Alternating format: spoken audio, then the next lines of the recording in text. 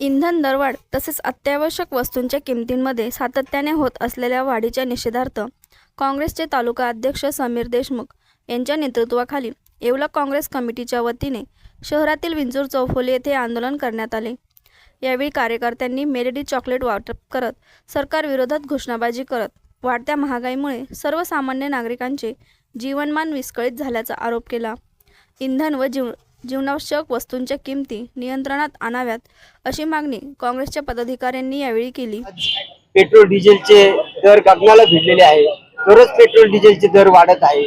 या केंद्र सरकारच्या निर्णयाच्या निषेधार्थ आज आम्ही येवला तालुका काँग्रेस कमिटी तर्फे या पेट्रोल पंपावर आलेल्या ग्राहकांना मेलोडी चॉकलेट आणि गुलाब पुष्प देऊन हे उपहासात्मक आंदोलन करत आहोत।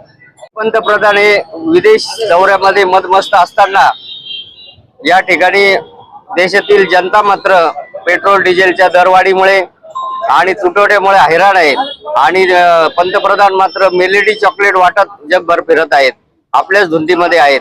त्याच्या उपासात्मक आम्ही या ठिकाणी मेलेडी चॉकलेटचं वाटप करून जाहीर मोदी सरकार हे आर्थिक जे नियोजन आहे हे नियोजन शून्य सरकार आहे। त्या सरकारच्या काळात जेव्हा या आंतरराष्ट्रीय बाजारात पेट्रोल डिझेलचे भाव कमी होते, जेव्हा 60 रुपये 70 रुपये बॅरल डॉलरला हे तेल होतं तेव्हा हाच भाव होता।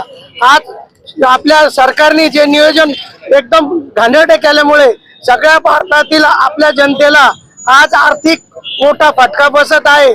खाद्यतेल असो त्याची आयात 18 अब्ज डॉलरची होत आहे आणि आपला पैसा जो कष्टाचा आहे तो विदेशात चाललेला आहे। या देशाचं जे नियोजन आहे हे नियोजन शून्य सरकार असल्यामुळे या सरकारचा आम्ही कळकळीत असा निषेध करतो। आज जनतेला या ठिकाणी आर्थिक आणीबाणी येण्याची मोठं संकट आहे या देशावर, कारण या नियोजन शून्य सरकारमुळे सगळ्या याच्यात भाववाढ झालेली आहे, खाद्यतेलात झाली आहे, खतावर झालेली आहे, सगळ्या याच्यावर झालेली आहे।